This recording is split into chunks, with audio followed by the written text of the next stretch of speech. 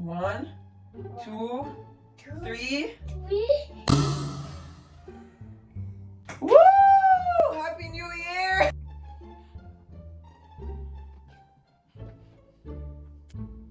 I never like how my YouTube channel. Mama! Sorry. So happy. Nope, that's not good. YouTube. Hey, YouTube.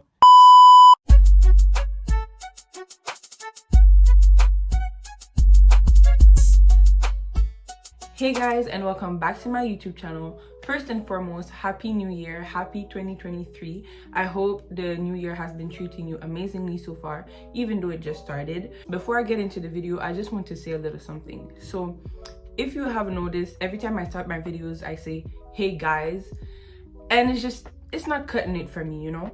So I want to find a name for you guys, for my YouTube family, for my subscribers. I want to find a name that will make it a little bit more personal. So I want to find a name that will be similar to my YouTube name, which is CEO Anaisa.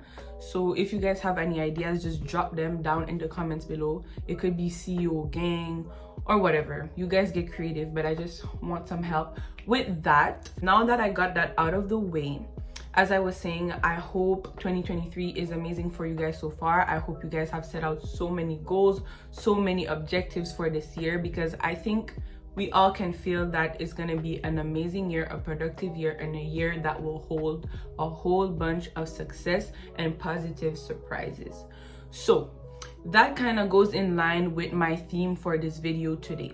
Today, I'm making this video to talk about some of the lessons that I learned from 2022 and to give you guys some advice for 2023, because I feel like I learned a lot from last year and I feel like everybody went through a whole lot, and I told myself, why not share a little bit of the knowledge that I gained and give y'all a little wisdom.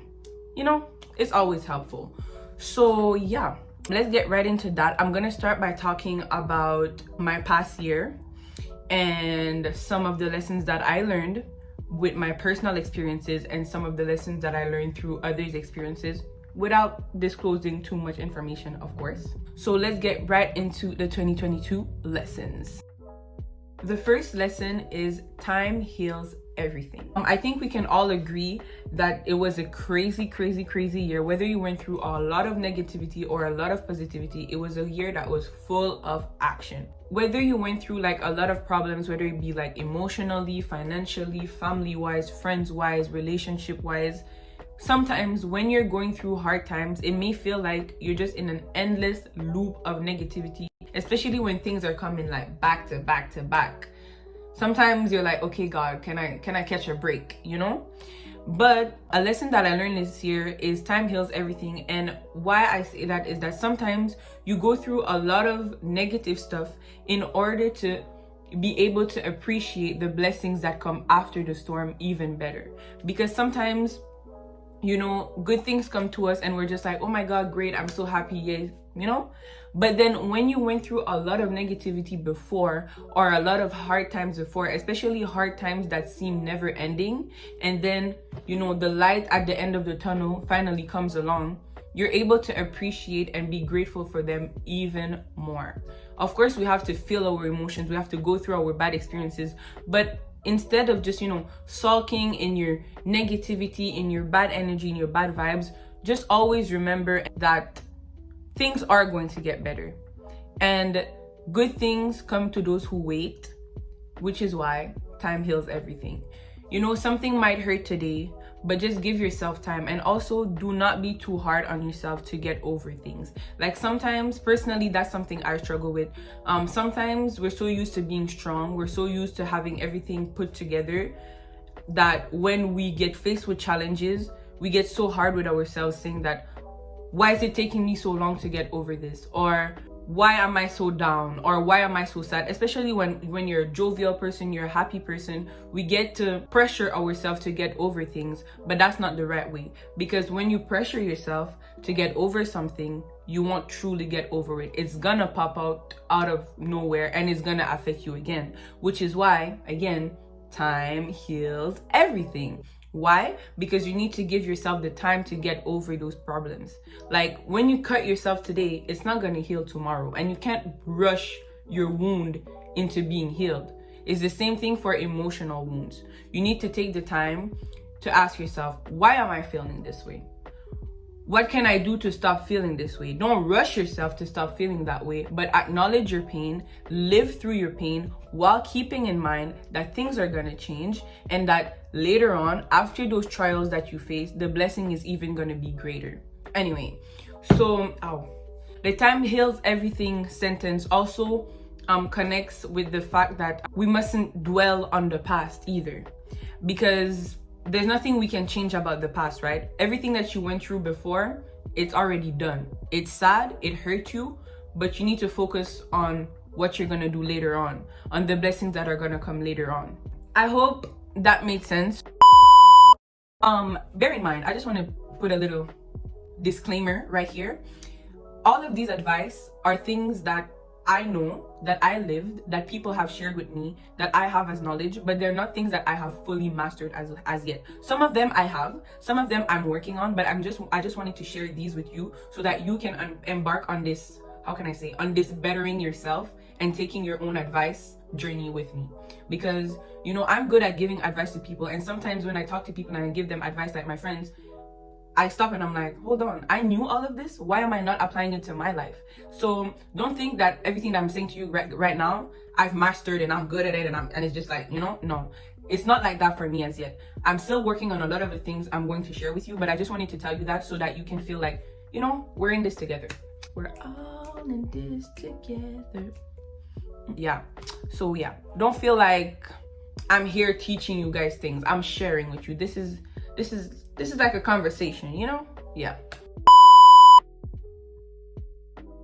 So, first of all, as I said previously when I was talking to you about that advice, give yourself the time and question yourself. What you can do, what works super well for me is journaling.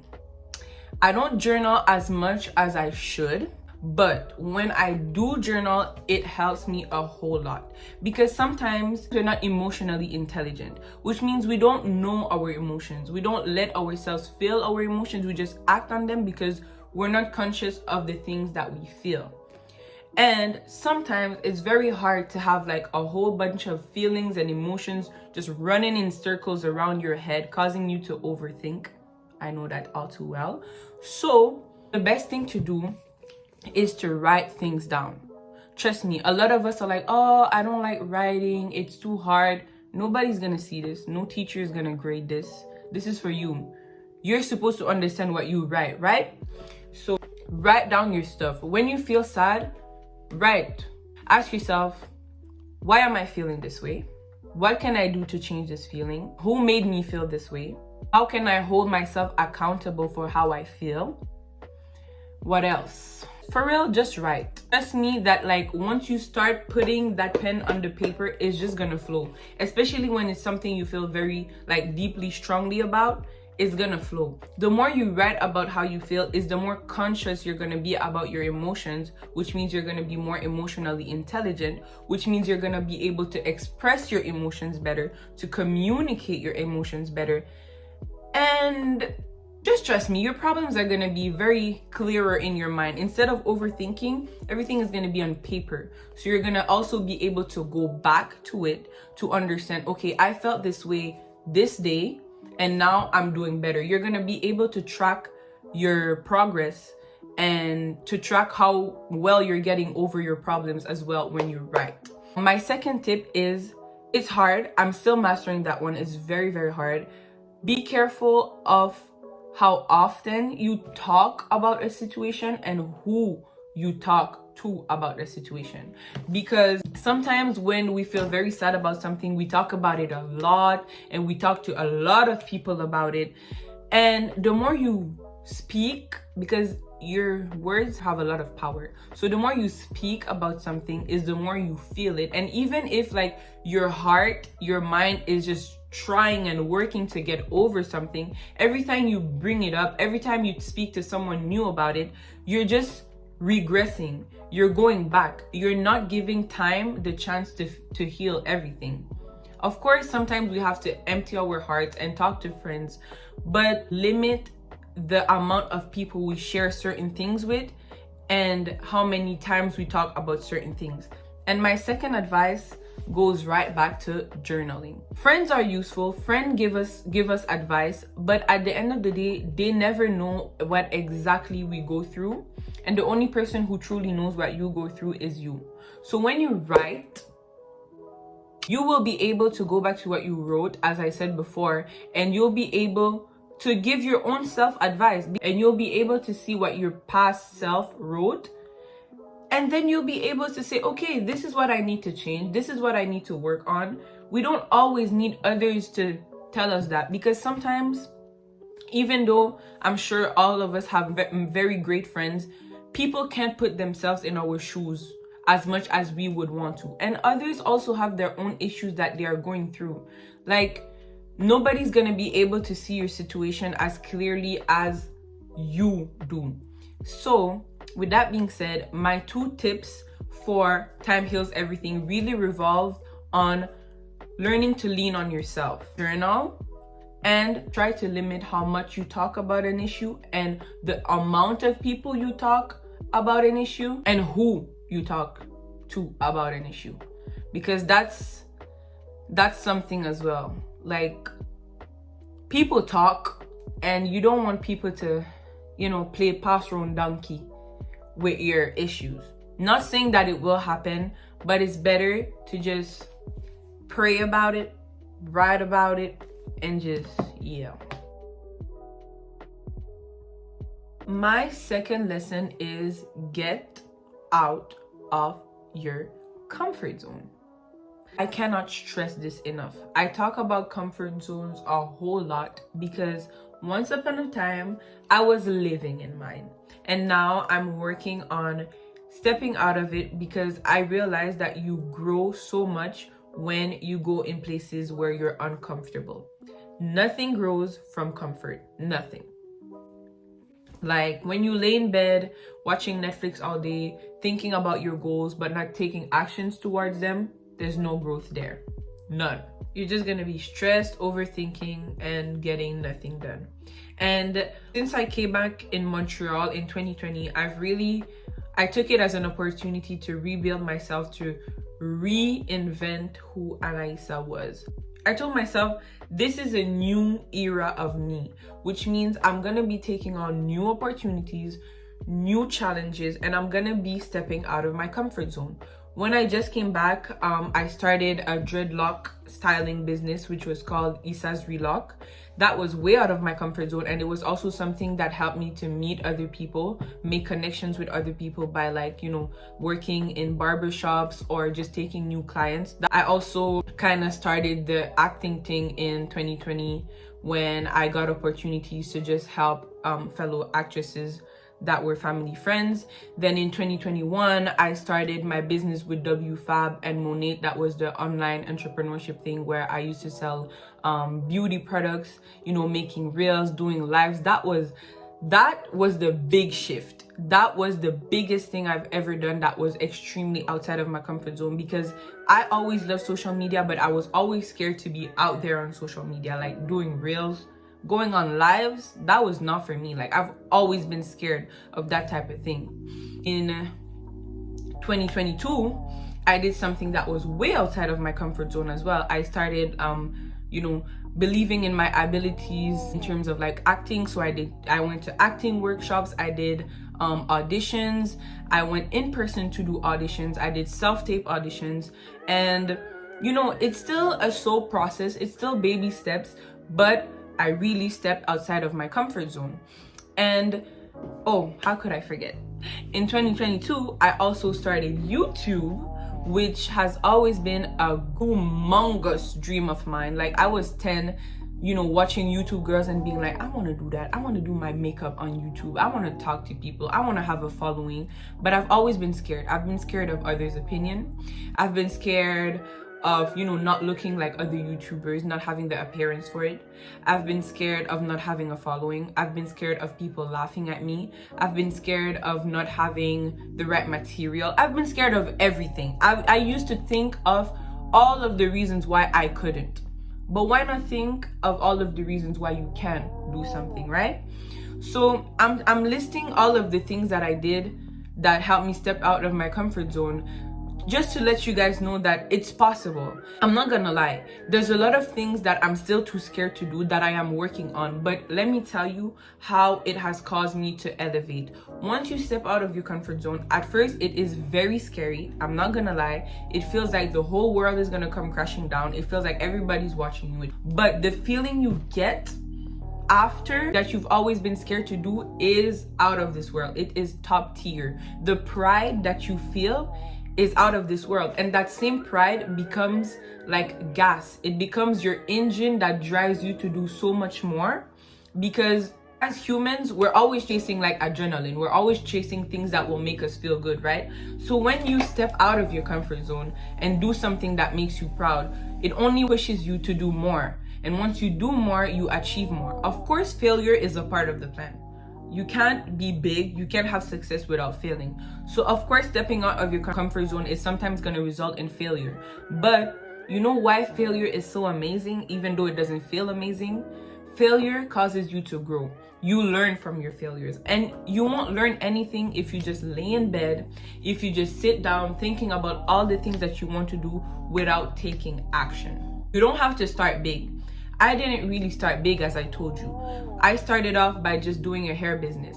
You know, for some people that may not be big, but that was big for me because I had to, you know, start being more involved on social media. I had to start speaking to strangers. And now that I look back at it, you know, it's not that big, but at the time it did feel big, which is why I'm telling you guys, you don't have to start in a huge way. Stepping out of your comfort zone could literally be like complimenting someone outside. Stepping out of your comfort zone could simply be telling a girl you saw outside that she's pretty, and you're gonna feel good about yourself because you made somebody else feel good. But when I say step out of your comfort zone, I'm more so talking about your goals. If you want to be like, let's say, a content creator, start by making a reel. You don't even have to make a reel of you talking or of you posing. Make a reel of like pictures that you took. Then when you're gonna see engagement, it's gonna feel good. If you don't, keep going. You can start small. You don't have to go directly into what you want to do because it can be very scary. And as I said, baby steps. You know, when you start learning how to swim, you don't go straight into the ocean. You go into the little pools, and then you go into the bigger pools, and then you can swim in the ocean. That is why I'm telling you, like, give yourself a chance. All of the people that made it big, they took a chance on themselves.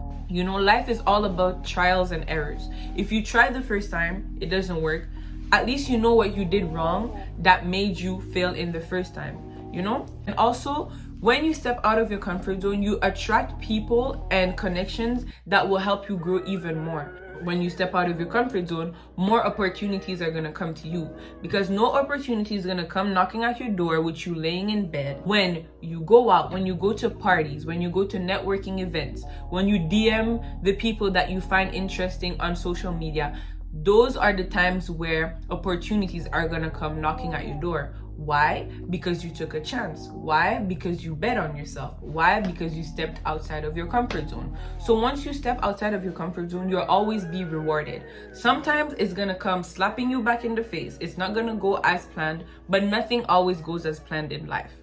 So on that note, I think I made it very clear. Step out of your comfort zone. You want to see results?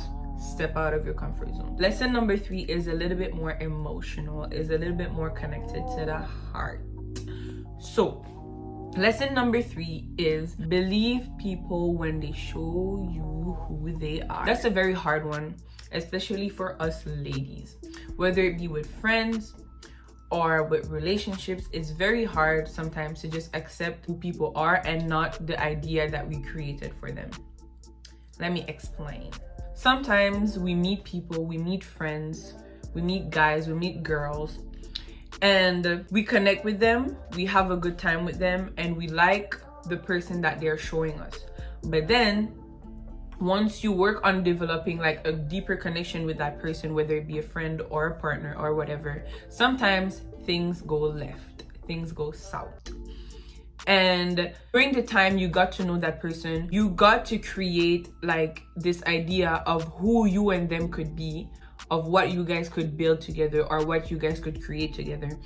And a lot of the times we create those ideas because of short-lived moments that we experience with that person, or just little things that they showed us, but we ignore the true figure that the person actually has, or we ignore all of the down factors of that person. For example, let's say you meet this guy. He's very nice, everything's going well, but then he starts ignoring you, or he starts being mean, or he starts talking to a whole bunch of people badly about you. But in your head, like the first couple of weeks or days or months or whatever were so good that you started to think about, you know, what you and him could be or stuff like that. And then you choose to ignore all of the bad factors that the person is clearly showing you because of hopes of what you guys could be. But this lesson is basically to tell you that creating like an illusion of what someone else is will never work. It will never lead you to being better, because that idea is what you created. That idea is in your mind. It's not real. The person is who they are, and the more you create ideas or the more you make excuses for someone else's behavior is the more you're gonna sink yourself deeper in disappointment and in being hurt. This lesson also goes hand in hand with having low expectations. You know, as humans, we always expect. If I'm your friend, I expect you to be this way for me. Even if we say, oh, I don't have no expectations. No. We all have some type of expectations. Even if they're low, we all feel like the people we're close to or the people we're connected to owe us a certain type of respect, a certain type of love, you know, certain types of principles. We all feel this way. I'm not saying not to have expectations, because we all do, but what I'm saying is that try not to make your expectations too high, especially when the person that you have them for is clearly showing you that you're not a priority, or that you just shouldn't have such high expectations for them. Of course, it's easier said than done, and as I said before, it's something that I still struggle with, but we need to be able to control and master how we feel, in the sense that if this person is showing you that they feel this way about you, believe them.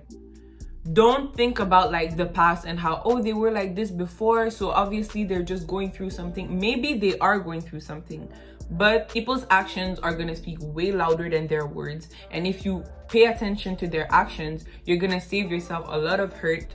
You're going to save yourself a lot of confusion. You're going to save yourself a lot of overthinking if you just believe what they show you. How they act towards you, how they act in your presence is exactly how they feel about you. We need to get outside of our heads, outside of our like fantasy, imagination, being like, oh, but maybe she feels like this. Oh, but maybe he feels like this. Oh, but he told me this last week. Oh, but he apologized 10,000 times. Like, if somebody's gonna say sorry 10,000 times, it's because they did the same thing 10,000 times. So we need to believe them. You get what I mean? Believing what others show you also goes hand in hand with knowing your worth. Because sometimes we're so dependent on others. We want to build connections so bad. We want to be close to people so bad, whether it be family, friends, partners. We want to have human connections so bad, and it's normal. We're human. We need connections. But because of our deep need to be with somebody or to be friends with somebody or whatever, we tend to forget our value, and we tend to allow or tolerate disrespect, and it shouldn't be that way. Pay attention to their words and their actions. Do they match? If not, you know what you gotta do. Snip, snip, cut off, in order to prevent being hurt later. A second tip is, you know, if you're always feeling uncertain, if you're always feeling overwhelmed, if you're always happy for like 2 days and then a whole week later you're sad, you know what to do. Snip, snip, cut off. Inconsistency causes confusion. and inconsistency is always a red flag. You know, people are not always in their greatest of moods. People go through their things as well. But someone who values you as a person, values your time, and values their connection with you is gonna let you know what, I'm feeling this, that way. I'm sorry for how I spoke to you.